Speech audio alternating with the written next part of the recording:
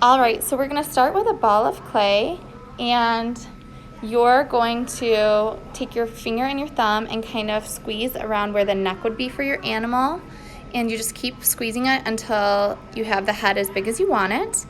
And then you're gonna take your scissors or some type of sharp tool to cut an X on the inside of the body. So this is to make some type of four-legged creature. So if you want to do a horse, a dog, a bear, that's how you do it. Cut your X, and then you spread each of the legs apart. You can even cut a tail on there if you want to. If you don't want a tail, don't cut that extra part. But then you pull each leg apart, and you start to smooth out the belly and in between the legs. You can make feet if you want. You can make the legs as tall as you want, but remember it's clay and it's heavy, so you don't want to make the legs too thin or it will collapse. You want to keep them pretty thick. And you can choose, do you want it to sit up or do you want it to stand up on all four legs, or maybe even lay down? Then you're going to pinch ears, pinch tails, pinch any details with your finger and your thumb, and you're going to just keep working like that to create your creature. Then what you're going to do is add some textures. You can cut the mouth open to make your storyteller like it's telling its story. Remember, it's telling its story to the little baby that you're going to create, so you create the baby next. And then you can use the scissors or the pointer tools to add those little details. Next, for the baby, do the same things. You first pinch the little head, cut the X, pull the legs, and the baby is smaller, so it's going to have less textures. And we always do a adult and then a baby because we learned that Pueblo storytellers always have an adult with a baby or a couple babies, and you also have to create some type of story to go with your storyteller, and that gets passed down through generations and generations. So right here I could make like a bear and its baby. I could be having the bear telling the baby its story. I can make a whole story about how the bear got its fur. And then I'm going to roll it up, and I'm going to show you how to create another animal here. If you want to do some type of snake, you do coils. So you take your fingers close together, slowly spread your fingers apart, and roll your hands apart, and that's how you do the coils.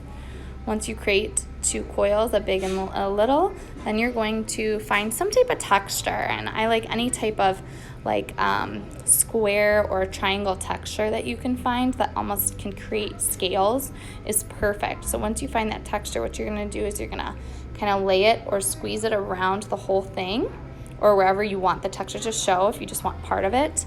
And then once you squeeze the texture on, it'll give it that nice texture like it's got scales. I'm going to do it to both, and then you can start to add details on the faces. You can use your pen cap or the pen to create those dots, or you could even use scissors to cut the mouth open, or you could try to cut and create and pinch some type of rattle on the end of it, or even a tongue if you want a tongue to be sticking out, or fangs. Just don't get too small, because any small air dry clay will break off. So you want to work pretty thick with air dry clay, and just create your details. And once you're done, you let that dry, and then you can paint it when it's all done, just like you did with the other ones. So this is how you would do a snake. For a lizard, you would do similar type stuff too. You can pinch it in a different way. I'm gonna roll it back up and show you another animal here. So if you wanted to do like a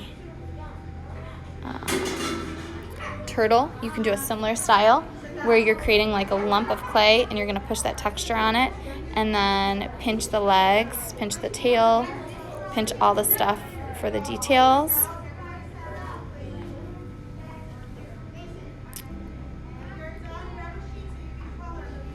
And once you pinch all those details, you've created your animal. And you can go ahead and smooth out with your fingers, smooth out with your thumbs, and add some texture to the top of it in a second. But I always leave the top a little bit big, so when I add the texture, I don't smush it down too hard. And then if I don't like that texture, I can try a different one. I think I have another texture that looks more like a turtle, so I'm going to try that. And then you can use, again, a pointer tool, a pencil, to create eyes, nose, mouth, whatever extra things you want to do. So I like this turtle texture more, so I'm going to push that on. I like that. Smooth out the legs.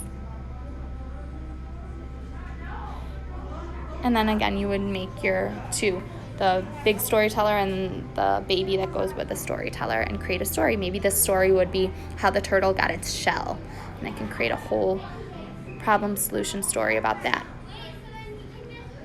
And then I'm also going to show you really quick how to do like a lizard type thing, very similar, where you kind of stretch it out, create texture, and create the legs.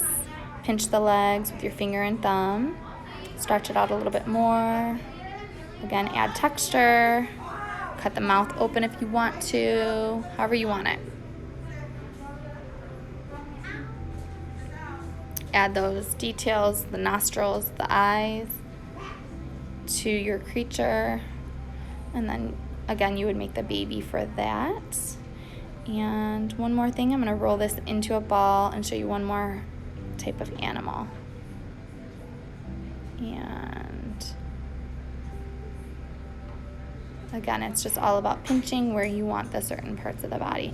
So this one's more of like a fish or a dolphin or a shark, and you're going to use your fingers to kind of stretch out that tail and pinch the very end of it like a triangle, and you can leave a divot and then pinch the front of it. You want to pinch the different types of fins on top and on the side, adding the eyes and any details with that pen or pencil you have lying around, and then smooth out different parts, because a lot of those fish are smooth.